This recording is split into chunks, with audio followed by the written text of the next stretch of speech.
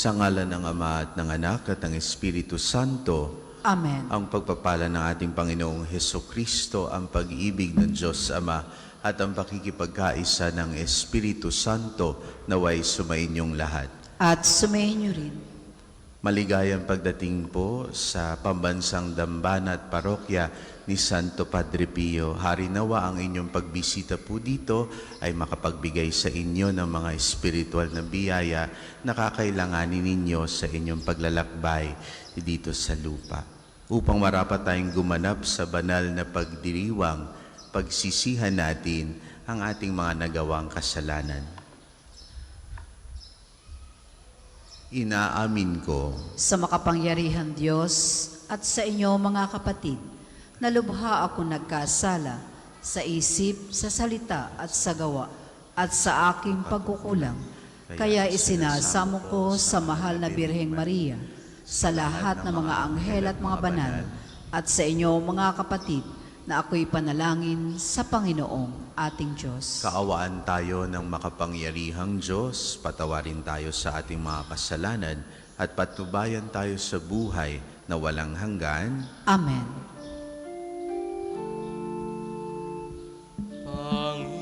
Panginoon, kawan mo kami. Panginoon, kawan mo kami. Kristo, kawan mo kami. Kristo, kawan mo kami. Panginoon, kawan mo kami.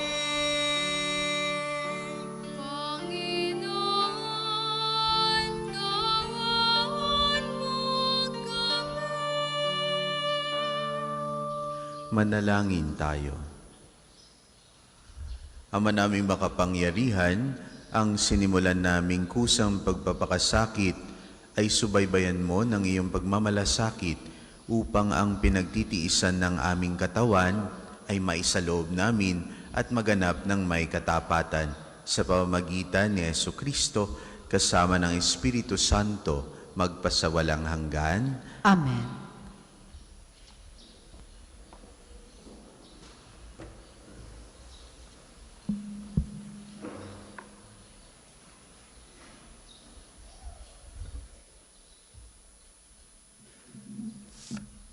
Pagbasa mula sa aklat ni Propeta Isaías. Ito ang sinasabi ng Panginoon. Ikaw ay sumigaw ng ubos lakas. Ang sala ng bayan ko sa kanila'y ihayag. Sinasamba ako kunway hinahanap. Sinusundan-sundan, parang natutuwang ang kalooban ko'y kanilang malaman. Ibig palabasin na ang gawain nila ay matuwid at di lumilihis sa mga tuntuning aking ibinibigay. Wari natutuwang sa aking sumamba at ang hinihingi hatol na matuwid. Ang tanong ng mga tao, bakit ang pag-aayuno natin di pansin ng Panginoon? Nagugutom lang tayo ngunit walang kabuluhan. Ang sagot ng Panginoon, pansariling kapakanan pa rin ang pangunang layunin sa pag-aayuno, habang ang pag-aayuno'y patuloy na inaapi ang mahihirap.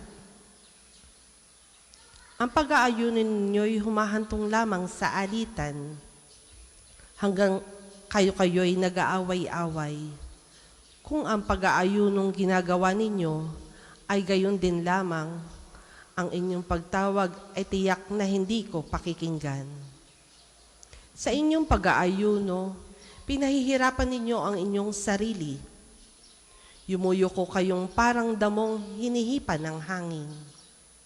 Nagdaramit kayo ng sako at nahihiga sa abo.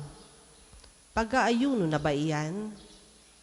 Akala ba ninyo'y nasisiyahan? Ako riyan. Ito ang gusto kong gawin ninyo. Tigilan na ninyo ang pang-aalipin. Sa halip ay pairali ng katarungan. Ang mga api, palayain ninyo at tulungan. Ang mga nagugutom ay inyong pakanin. Patuloyin sa inyong tahanan ang walang tirahan. Yaong mga tao na halos hubad na ay inyong paramtan. Ang inyong pagtulong sa mga kasama ay huwag tatalikdan. At kung magkagayon, matutulad kayo sa bukang liwayway, hindi maglalaot gagaling ang inyong sugat sa katawan. Ako'y laging sa inyo, ililigtas kayo at iingatan kahit saang lugar. Sa araw na iyon, diringgin ng Panginoon ang dalangin ninyo. Pag kayo'y tumawag, ako'y tutugon agad. Ang salita ng Diyos. Salamat sa Diyos. Salmon tugunan, Diyos ko, iyong tinatanggap, pakumbabat, pusong tapat. Diyos ko, iyong tinatanggap, pakumbabat, pusong tapat. Ako'y kaawaan, o mahal kong Diyos, sang-ayon sa iyong kagandahang loob. Mga kasalanan ko'y iyong pawiin, ayon din sa iyong pag-ibig sa akin. Hugasan mo sana ang aking karumhan, dalisayin mo ang aking kasalanan. Diyos ko, iyong tinatanggap, pakumbabat, pusong tapat. Ang pagsalangsang ko ay kinikilala, laging nasa isip ko at alaala. Sa iyo lang ako nagkasalang tunay, ang nagawa ko'y di mo nagustuhan. Diyos ko, iyong tinatanggap, pakumbabat, pusong tapat. Hindi mo na nais ang paghandog, sa haing sinunog di ka nalulugod. Ang handog ko, O Diyos, na karapat-dapat, ay ang pakumbabat, pusong mapagtapat. Diyos ko, iyong tinatanggap, pakumbabat, pusong tapat. Magsitayo po ang lahat.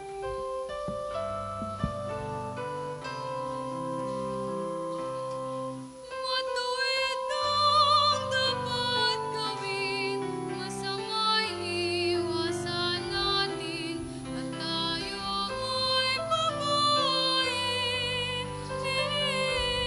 Ang Diyos ay isa sa atin, atin siyang pagkakapiling.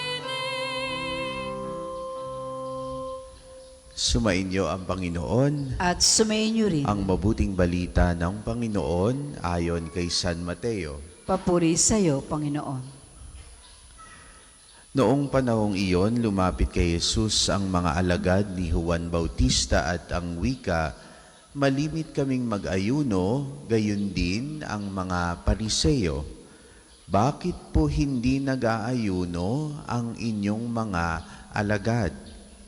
Sumagot siya, maaari bang magdalamhati ang mga panauhin sa kasalan habang kasama nilang lalaking ikinasal? Kapag wala na siya, saka pa lamang sila mag-aayuno. Ang mabuting balita ng Panginoon. Pinupuri ka namin, Panginoong Heso Kristo. Ngayong araw po na ito, atin pong narinig ang patungkol po sa pag-aayuno. Ang totoo pong pag-aayuno, mga kapatid, ay hindi patungkol lamang sa ritual. Hindi po siya isang bagay na inyong tsetsekan kapag inyong nagawa na. Halimbawa, noong pong Ash Wednesday, fasting and abstinence. Sabihin ninyo na ang inyong 1 full meal a day, lunch ninyo gagawin. So, umaga, konti lang ang kakainin. Check. Pagdating ng tanghali, 1 full meal kakain na may kanin. Check. Tas mamayang gabi, konti lang kakainin. Check. Hindi kumain ng karne. Check. Fasting, abstinence. Pero mga kapatid, ito po'y ang pag-aayuno, mas malalim pa po doon. Hindi lamang po siya ritual, hindi lamang po siya yung ginagawa lamang na pang sarili na inyong tsetsekan lamang. Ito'y relasyon. ito'y relasyon ninyo ng ating Panginoon.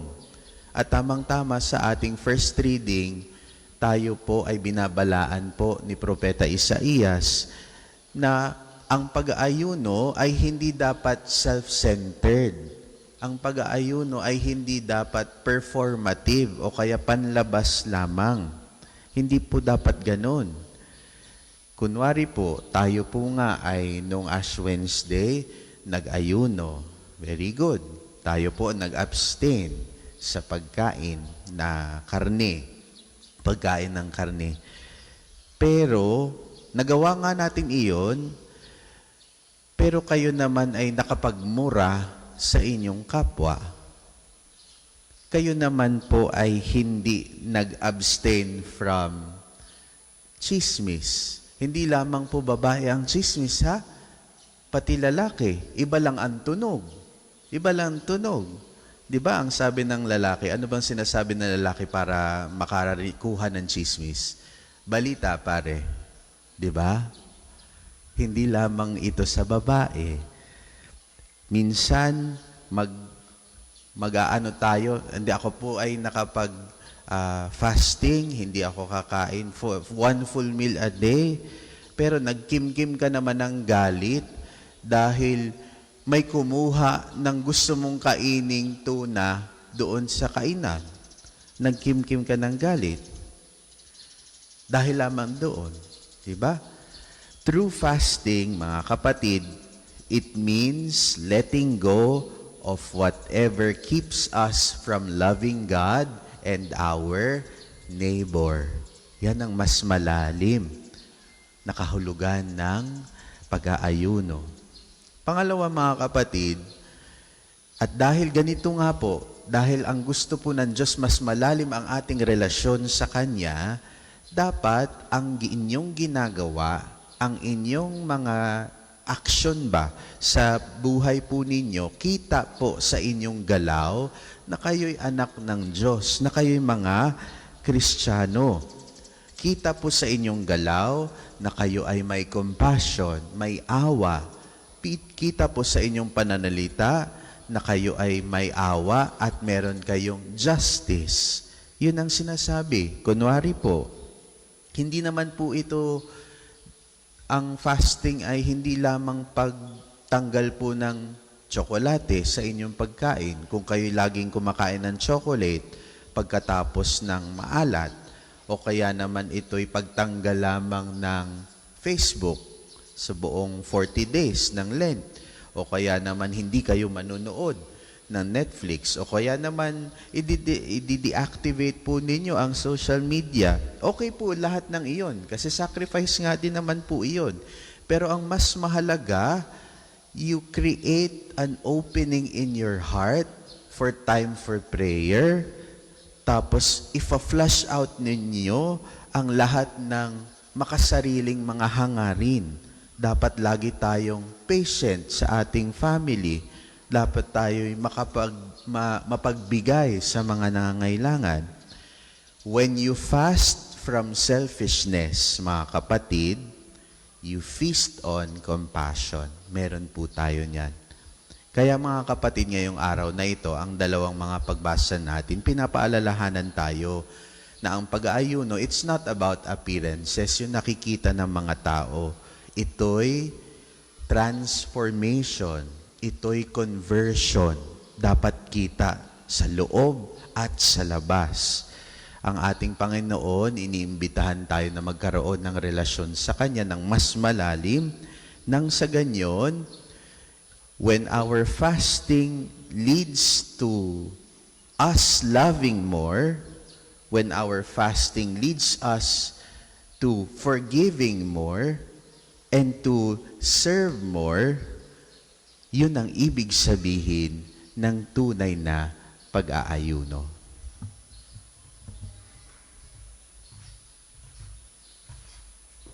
Para po sa maghahandog na sobre, pakihulog na lamang po sa buslo.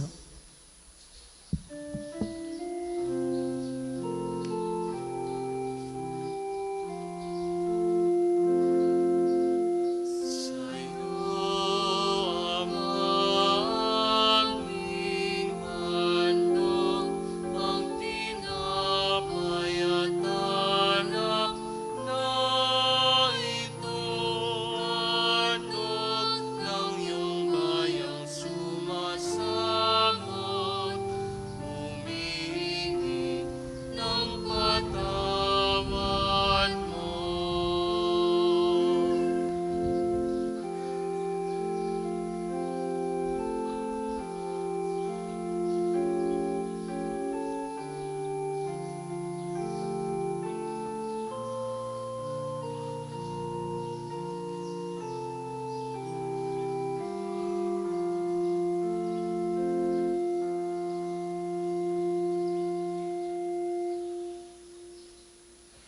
Magsitayo po ang lahat. Manalangin kayo mga kapatid upang paghahain natin ay kalugdan ng Diyos Ama makapangyarihan. Tagapinawa ng Panginoon itong paghahain sa iyong mga kamay, sa kapurihan niya at karangalan, sa ating kapakinabangan at sa buong sambayanan niyang banal. Ama naming lumikha, iniaalay namin ang mga ginaganap sa 40 araw na paghahanda bilang aming hain na nagpapagindapat na iyong kalugdan ang aming kalooban at nagdudulot ng kakayanan sa pagtitimpi namin sa pamamagitan ni Jesucristo kasama ng Espiritu Santo magpasawalang hanggan. Amen. Sumainyo ang Panginoon. At sumayin niyo rin. Itaas sa Diyos ang inyong puso at diwa. Tinaas na namin sa Panginoon. Pasalamatan natin ang Panginoong ating Diyos. Marapat na siya ay pasalamatan. Ama namin makapangyarihan, tunay ngang marapat na ikaw ay aming pasalamatan sa pamamagitan ni Jesucristo na aming Panginoon.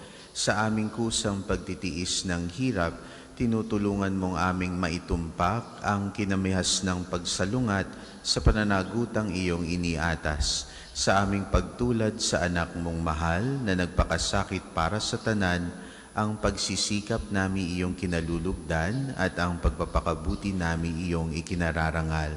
Kaya kaisa ng mga anghel na nagsisiawit ng papuri sa iyo nang walang humpay sa kalangitan, kami nagbubunyi sa iyong kadakilaan.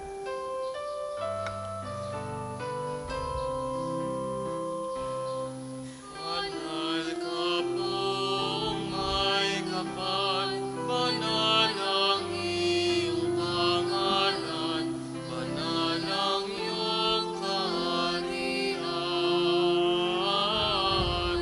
Langit lupa'y nagpupugay sa iyong kadakilaan. Dinarakila ng lahat ang naparito mong anak na siyang nagmulat sa bulan. Sa pilay ay nagpalakad at nakiramay sala. Kung hindi po kayang lumuhod, manatili pong nakatayo na may paggalang. Ama naming banal, ikaw ang bukal ng tanang kabanalan. Kaya't sa pamamagitan ng iyong Espiritu, gawing mong banal ang kaloob na ito upang para sa amin maging katawan at dugo ng aming Panginoong Hesukristo. Bago niya pinagtiis ang kusang loob na maging handog, hinawakan niya ang tinapay, pinasalamatan kaniya, pinaghati-hati niya iyon, iniabot sa kanyang mga alagad at sinabi, "Tanggapin ninyong lahat ito at kanin. Ito ang aking katawan na ihahandog para sa inyo."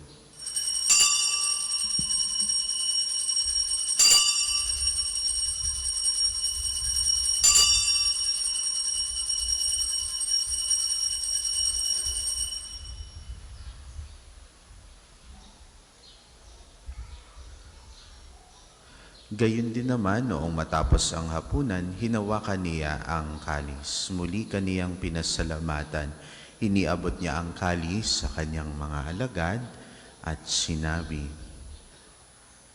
"Tanggapin ninyong lahat ito at inumin. Ito ang kalis ng aking dugo, ng bago at walang hanggang tipan, ang aking dugo na ibubuhos para sa inyo at para sa lahat sa ikapagpapatawad ng mga kasalanan. Gawin ninyo ito sa pag-alala sa akin."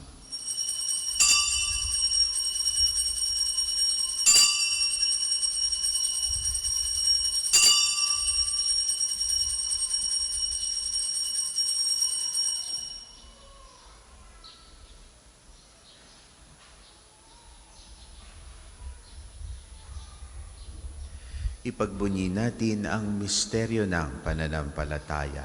Si Kristo'y namatay, si Kristo'y nabuhay, si Kristo'y babalik sa wakas ng panahon. Ama, ginagawa namin ngayon ang pag-alala sa pagkamatay at muling pagkabuhay ng iyong anak, kaya tiniaalay namin sa iyo ang tinapay na nagbibigay buhay at ang kalis na nagkakaloob ng kaligtasan.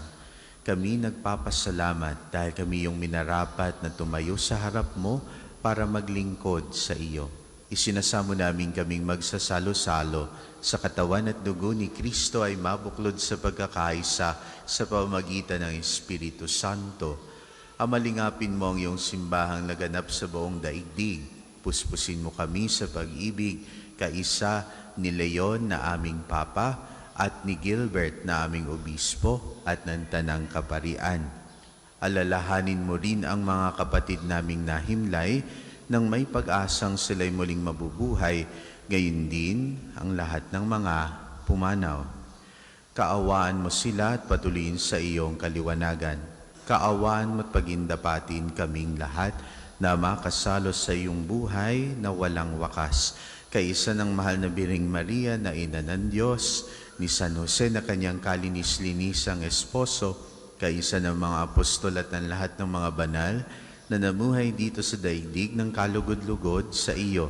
May pagdiwang nawa namin ang pagpupuri sa ikararangal mo sa pamamagitan ng iyong anak na aming Panginoong Hesukristo. Sa pamamagitan ni Kristo kasama niya at sa Kanya, ang lahat ng parangal at papuri ay sa iyo, Diyos Ama makapangyarihan, kasama ng Espiritu Santo, magpasawalang hanggan. Amen, amen, amen. Sa tagubilin ng mga nakagagaling na utos sa turo ni Jesus na Panginoon natin at Diyos, ipahayag natin ng lakas loob.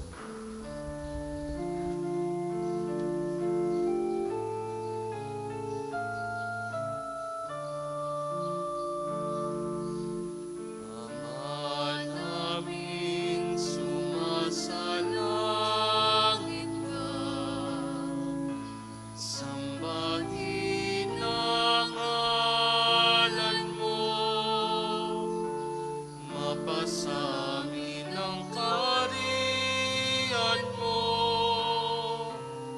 sundin ang loob mo dito sa lupa para nang sa langit.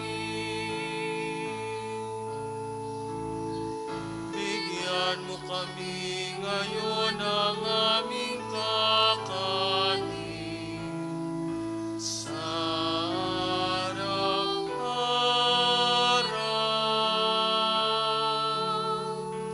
at patawarin mo kami sa aming mga kasala para ng pagpapatawad namin sa nagkakasala sa amin, at huwag mo kami ipaintulot sa tukso,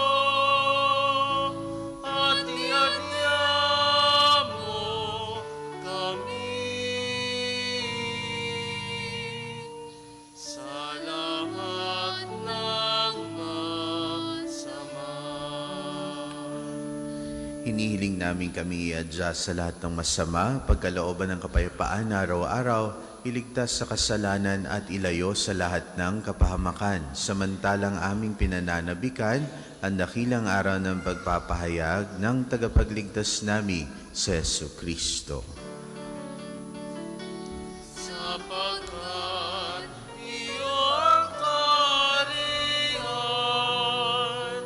at ang kapangyarihan at ang kapurihan magpakailanman. Amen. Panginoong Jesucristo, sinabi mo sa iyong mga apostol, kapayapaan ang iniwan ko sa inyo, ang aking kapayapaan ang ibinibigay ko sa inyo. Tungayan mo ang aming pananampalataya at huwag ang aming pagkakasala. Pagkalooban mo kami ng kapayapaan at pagkakaisa ayon sa iyong kalooban, kasama ng Espiritu Santo, magpasawalang hanggan. Amen. Ang kapayapaan ng Panginoon ay laging sumainyo. At sumainyo rin. Magbigayan kayo ng kapayapaan sa bawat isa. Kordero ng Diyos, nag-aalis ng mga kasalanan ng sanlibutan, maawa ka sa amin. Kordero ng Diyos, nag-aalis ng mga kasalanan ng sanlibutan, maawa ka sa amin. Kordero ng Diyos, nag-aalis ng mga kasalanan ng sanlibutan, pagkaloob mo sa amin ang kapayapaan. Kung di po kayang lumuhod, manatili pong nakatayo na may paggalang.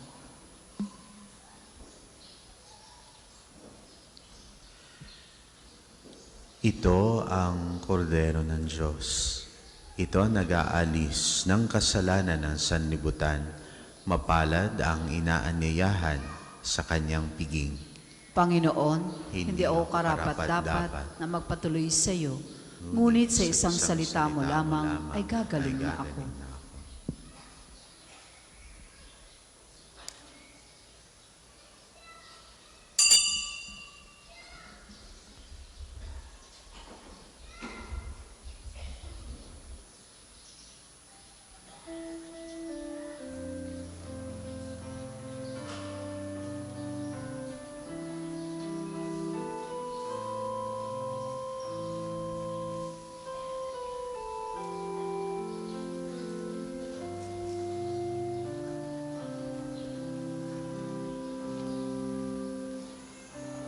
Apat na pumaraw sa ina, utong umawa iyong naranasan sa dinanas mong kahirapan. Oo, nais kitang damayan. Apat na pumaraw sa ina, sinubok hinakit ng tampalasan sa tukso mong nalagpasan. Oo, nais kitang tularan. Panginoon, iyong paintulutan,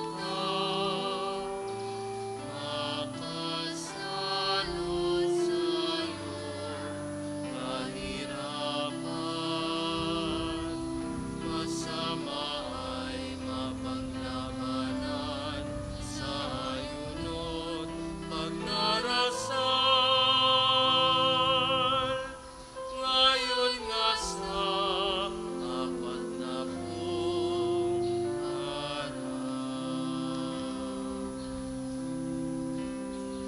tungo sa Kalbaryo pinasal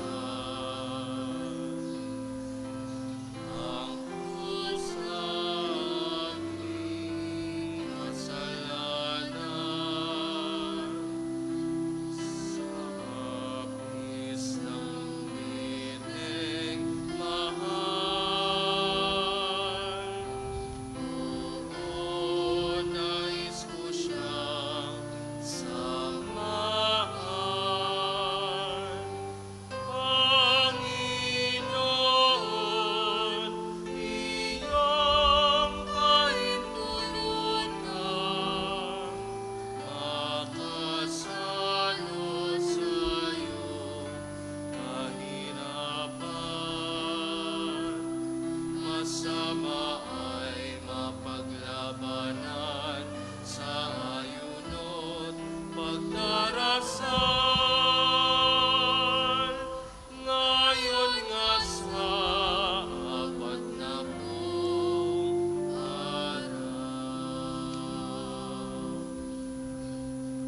Ang isasagawa pong second collection ay ginagamit para sa patuloy na pagpapaunlad ng parokya at pambansang dambana ni Santo Padre Pio at para sa mga pangangailangan ng matatanda at may sakit na mga parin Archdiocese na Lipa. Salamat po sa inyong mga handog.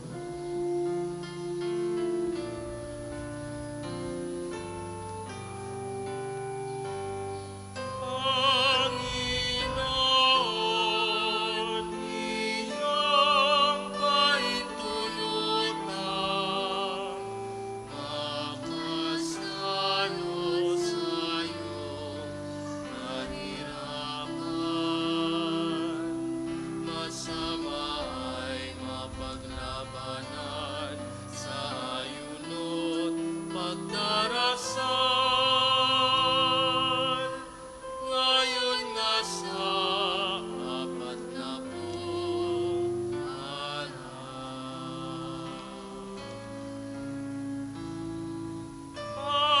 Panginoon, iyong panghugasan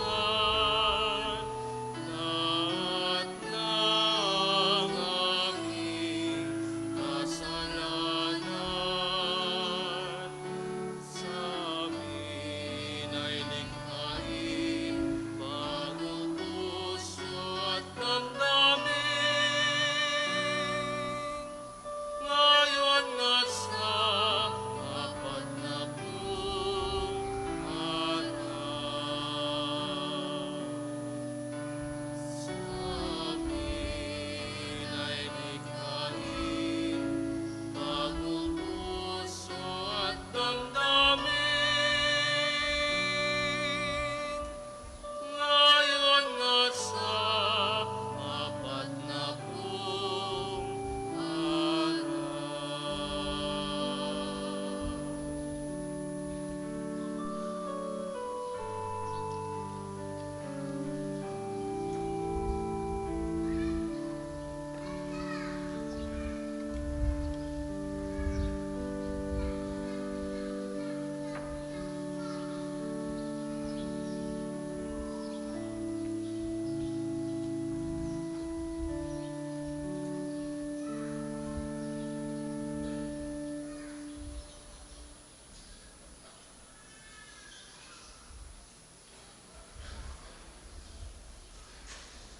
Tayo po ay magsitayo. Manalangin tayo. Ama naming mapagmahal, ang pakikinabang namin sa pagdiriwang na ito ay magdulot nawa ng kapatawaran sa aming mga kasalanan upang kami maging marapat sa iyong mapagpagaling na kabutihan sa pamamagitan ni Jesucristo kasama ng Espiritu Santo magpasawalang hanggan. Amen. Sama-sama po nating dasalin ang panalangin ng pagtitiwala kay Santo Padre Pio. Padre Pio, taga Petrolcina, monghing banal, pintakasing santo na milenyong kasalukuyan, gabay namin sa pagtahak sa landasing makalangit, takbuhan sa pangangailangan, huwaran ng pagtitiis. Sa'yo namin inilalapit aming mga kagipitan. Sa'yo po ibinibilin kalusugan at kabuhayan.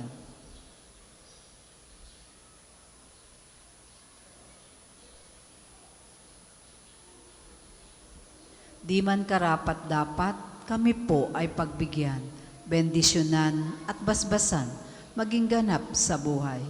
Lumayo nawa kami, umiwas sa kasalanan, lumapit lagi sa Diyos, maging matatag at matibay.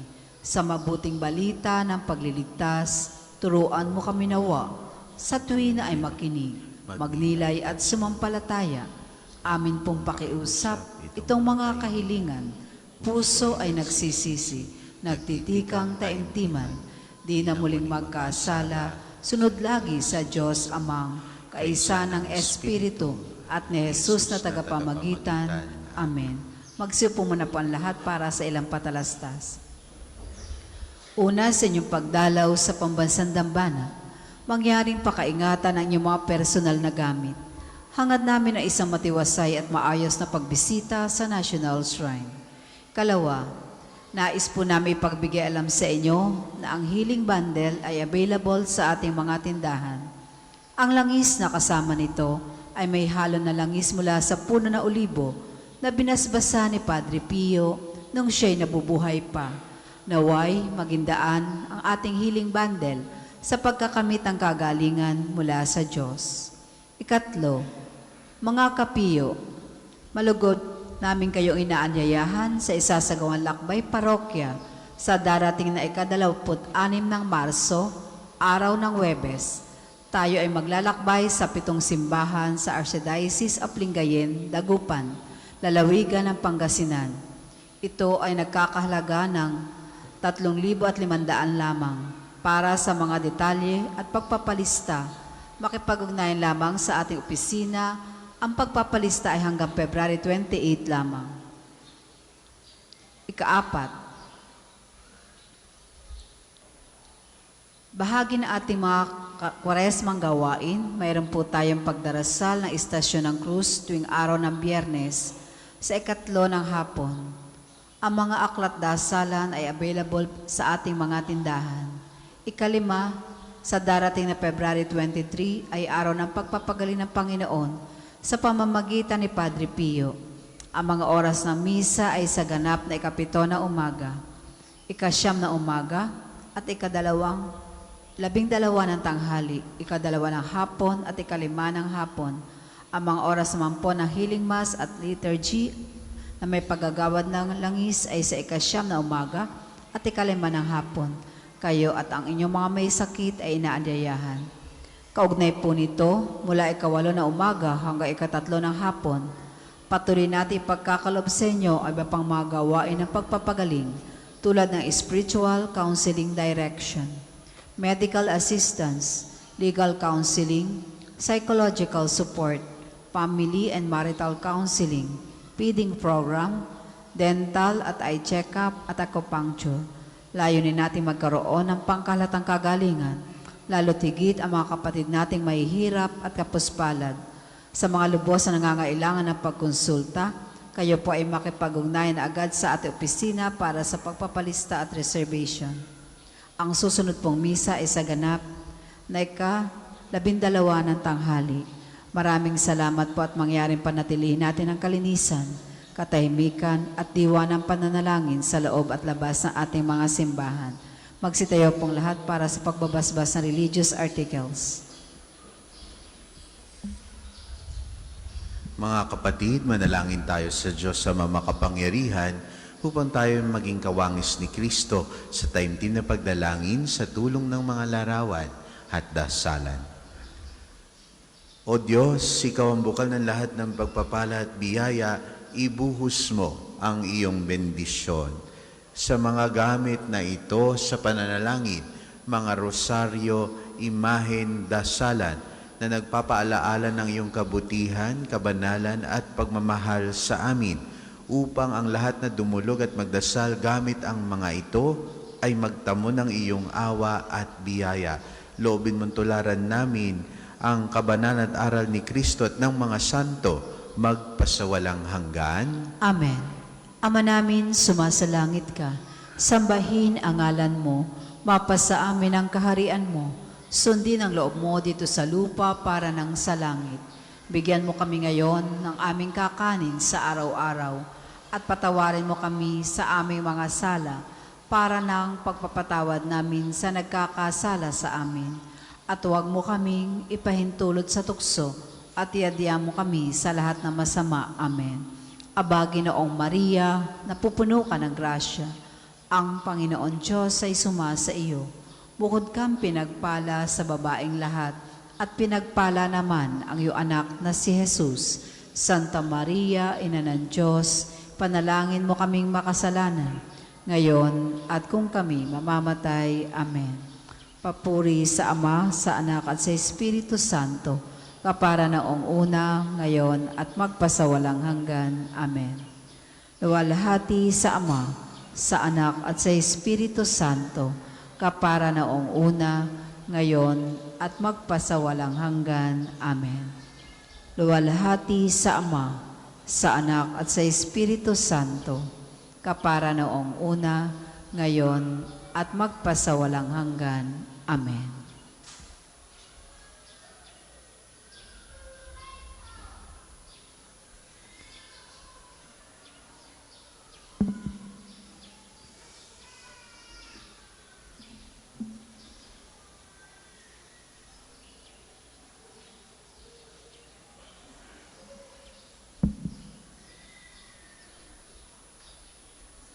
Sumainyo ang Panginoon At sumainyo rin. at pagpalain kayo ng ating makapangyarihang Diyos, Ama, Anak at Espiritu Santo. Amen. Taglayin ninyo sa inyong pag-alis ang kapayapaan ni Kristo. Salamat sa Diyos.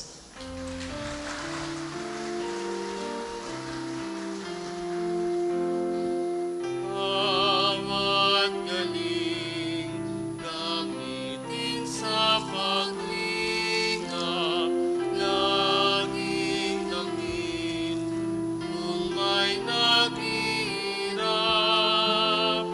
At tandaan, ganyang pagmamahal ay unang-unang atas ng kapanalan. Sa mga nagnanais po mag-alay ng rosas kay Santo Padre Pio, available po ang rosas sa may harapan ng Divine Mercy Sanctuary. Ang puting rosas ay simbolo ng pasasalamat. Tapalang rosas naman ay simbolo ng ating makailingan sa Diyos sa pamamagitan ng pananalangin kay Santo Padre Pio. Maraming salamat po.